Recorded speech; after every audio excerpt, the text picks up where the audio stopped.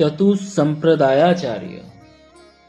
जिस प्रकार पहले 3 युगों में भगवान ने 24 अवतार धारण किए, उसी प्रकार कलियुग में आचार्यों का चक्रव्यूह प्रकट किया।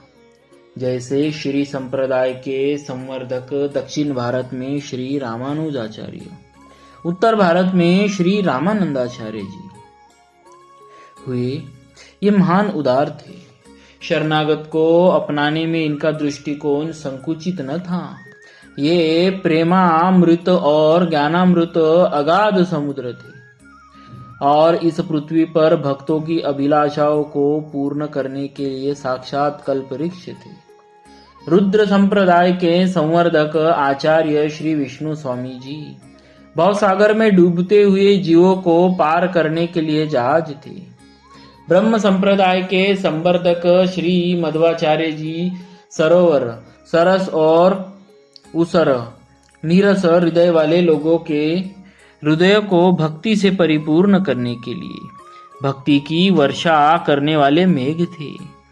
सनकादिक संप्रदाय के संवर्धक श्री निम्बार्काचार्य जी अज्ञान रूपी कुहर को नष्ट करने वाले और ज्ञान भक्ति का प्रकाश करने वाले सूर्य थे।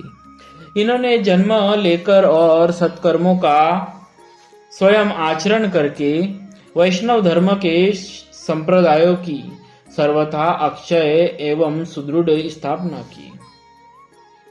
श्री संप्रदाय के श्री रामानुजाचार्य एवं श्री रामानंदाचार्य, रुद्र संप्रदाय के आचार्य श्री विष्णु स्वामी जी, सनकादिक संप्रदाय के श्री निम्बार्काचार्य जी और ब्रह्म संप्रदाय के श्री मध्वाचार्य जी संवर्धक तथा संस्थापक हुए। यहाँ इन आचार्यों के विषय में संक्षेप में विवरण दिया जा रहा है। श्री रामानुजाचार्य जी श्री संप्रदाय के प्रधान आचार्य है। भगवती महालक्ष्मी इस संप्रदाय की आद्य प्रवर्तिका है। श्री रामानुजाचार्य जी का चरित्र हमने पिछले वीडियो में विस्तार पूर्वक दिया है। श्री रामानंदाचार्य जी, श्री रामानंदाचार्य जी महाराज श्री रामायत या श्री रामानंदी वैष्णव संप्रदाय के प्रवर्तक आचार्य है। कबीर, सेन, धन्ना जी, रैदास जी आदि इनके 12 प्रधान शिष्य है। इनके संबंधित विवरण पिछले वीडियो में भी हमने दिया है। आचार्य श्री विष्णु स्वामी जी, धर्मराज युधिष्ठिर के संवत 2500 व्यतीत होने पर अर्थात विक्रम से 600 वर्ष पूर्व द्रविड़ देश के एक क्षत्रिय राजा के मंत्री भक्त ब्राह्मण ने भगवान की बड़ी आराधना करके विष्णु स्वामी को पुत्र के रूप में प्राप्त किया। कोई इनका समय विक्रम के बाद भी मानते हैं। भगवद विभूति स्वरूप होने के कारण बचपन में ही इनमें अलौकिक गुण प्रकट हुए थे। इनकी जैसी अद्भुत प्रतिभा थी वैसा ही सुंदर शरीर भी था। यज्ञोपवीत संस्कार के अनंत थोड़े ही दिनों में इन्होंने संपूर्ण वेदांग पुराण आदि का यथावत ज्ञान प्राप्त कर लिया था। यो यदंशहा स तम भजेत के नियमानुसार अब के परम सुख के अन्वेषण की और अग्रसर हुए। इन्होंने मर्त्यलोक से लेकर ब्रह्मलोक तक पर विचार किया, परंतु इन्हें इनके अभीष्ट वस्तु के दर्शन नहीं हुए। इनकी उपासना बहुत दिनों तक बड़ी श्रद्धा के भक्ति के साथ एक सी चलती रही, परंतु अभिलाषा पूर्ण न हुई। अब इन्होंने भगवद वियोग में अन्न जल का त्याग कर दिया, परंतु भगवत सेवा पूर्ववत चलती रही। 6 दिन बीत गए, शरीर शिथिल पड़ गया, परंतु उत्साह में न्यूनता नहीं आई। 7वें दिन इनकी विरह व्यथा इतनी तीव्र हो गई कि इन्हें एक एक क्षण एक कल्प के समान जान पड़ने लगा। जीना भार स्वरूप हो गया। तब इन्होंने अपने शरीर को विरह अग्नि में जला देने का निश्चय किया। इसी समय इनका हृदय प्रकाश से भर गया और भगवत प्रेरणा से आंखें खुलने पर इन्होंने भगवान श्याम सुंदर का सुरम मुनि दुर्लभ दर्शन प्राप्त किया। उस समय इनकी जो दशा हुई वह सर्वथा अवर्णनीय है। आनंदपूर्ण हृदय से इन्होंने भगवान के चरण कमलों पर सिर रख दिया एवं पुलकित शरीर से अश्रुधारा बहाते हुए वही लौटने लगे। भगवान ने इन्हें जिन चरण कमलों से उठाकर हृदय से लगाया भगवान ने इन्हें निज चरण कमलों से उठाकर हृदय से लगाया एवं इनके सिर तथा पीठ पर हाथ फेर कर कृतार्थ किया। थोड़ी देर बाद संभल कर अंजलि बांधकर इन्होंने भगवान की स्तुति की। इनके मन में उपनिषदों के अभिप्राय के संबंध में कुछ संदेह था, अतः उसका निवारण करने के लिए भगवान ने इन्हें अपने गुह्यतम तत्व का रहस्य बताया। भगवान ने कहा, अपने मन में इस संदेह को तो स्थान ही मत दो कि मुझ पुरुषोत्तम भगवान के जो तुम्हारे सामने साकार रूप से साक्षात प्रत्यक्ष होकर बात कर रहा हूं अतिरिक्त भी कोई दूसरा तत्व है। इसी साकार रूप से एक अद्वितीय त्रिविध भेद शून्य अनिर्वचनीय परम तत्व मैं हूँ। माया जगत आदि कुछ नहीं, सब मैं ही हूँ। जितने विरुद्ध धर्म दिखते हैं सब मुझ में है। मैं ही सगुण निर्गुण साकार निराकार सविशेष निर्विशेष सब कुछ हूँ। अतः यह शंका छोड़कर सर्वभाव से मेरा ही भजन करो। इसके पश्चात विष्णु स्वामी से भगवान की बहुत देर तक बातचीत होती रही। इन्होंने आग्रह किया कि अब आप अंतर्धान न हो, सर्वदा मुझे दर्शन दिया करे या अपने साथ ले चले।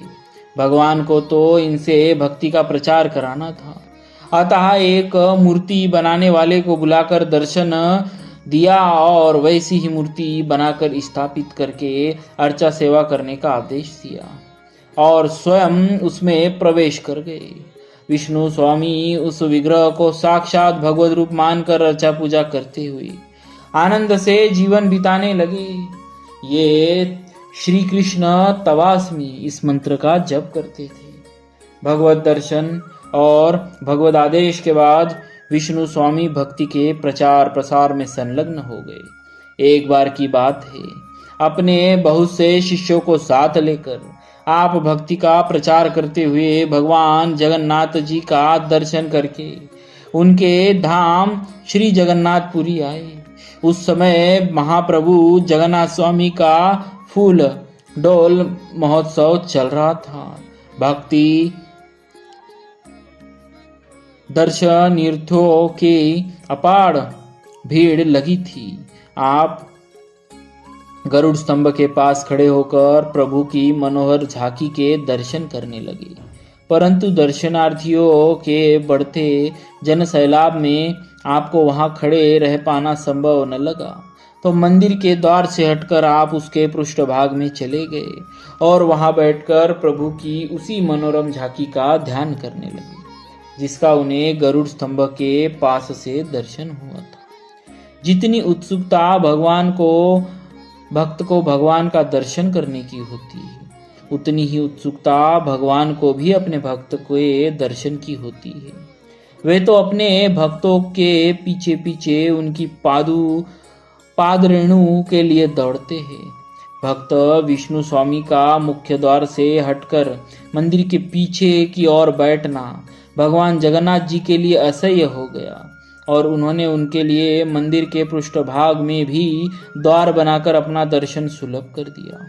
भगवान की अहेतु की कृपा का दर्शन कर श्री विष्णु स्वामी जी भाव विभोर हो गए। उनका भक्त हृदय भगवत प्रेम से गदगद हो उठा। उधर दर्शनार्थियों को जब यह ज्ञात हुआ कि मंदिर के पृष्ठभाग में भी एक द्वार खुला है और उसमें भी भगवान के दर्शन हो सकते हैं, तो वहां भी सहस्त्रों की संख्या में जन समुदाय पहुंच गया। अब विष्णु स्वामी इधर भी अत्यंत भीड़ भाड़ देख कुछ तो एकांत दर्शन हेतु और कुछ भक्तों पर कृपा करने के उद्देश्य से मंदिर के दक्षिण की ओर जा बैठे और वही अपने महाप्रभु का ध्यान करने लगे। फिर क्या था, मंदिर के दक्षिण भाग में भी एक द्वार प्रकट हो गया और विष्णु स्वामी वहां से प्रभु के दर्शन करने लगे। उधर मंदिर के दक्षिण द्वार से भी दर्शन होने की सूचना जब दर्शनार्थियों में पहुंची तो उधर भी सहस्त्र सहस्त्र जन समुदाय भगवान जगन्नाथ के दर्शन करने पहुंच गया। अब विष्णु स्वामी जी उठकर मंदिर के उत्तर भाग की ओर चले गए तो उधर भी द्वार प्रकट हो गया। इन आश्चर्यमयी घटनाओं को देख लोगों का ध्यान श्री विष्णु स्वामी की ओर गया और उन्हें यह विश्वास हो गया कि उच्च श्रेणी के सिद्ध संत महापुरुष है तथा इन्हीं के लिए स्वयं भगवान ने ही अपने मंदिर में चारों ओर द्वार प्रकट कर दिए। तब वहां का असंख्य जन समुदाय इनके प्रति श्रद्धा वनत हो उठा और उन्होंने भी उन सब को प्रभु की भक्ति का उपदेश दे कृत्य कृत्य कर दिया। भगवत प्रेरणा से भक्ति की संवर्धना करते करते इनकी वृद्धावस्था आ गई। तब इन्होंने शास्त्र मर्यादा के रक्षण के लिए त्रिदंड संन्यास ग्रहण किया और भगवत चिंतन करते करते ये भगवान की नित्य लीला में प्रवेश कर गए। शुद्धा द्वैत सिद्धांत के मूल प्रवर्तक आचार्य श्री विष्णु स्वामी जी है और इस सिद्धांत के विशेष प्रचारक तथा प्रसारक श्री वल्लभाचार्य जी महाप्रभु है। यह भक्ति मार्ग पुष्टि मार्ग भी कहलाता है। बोलिए आचार्य श्री विष्णु स्वामी जी महाराज की जय।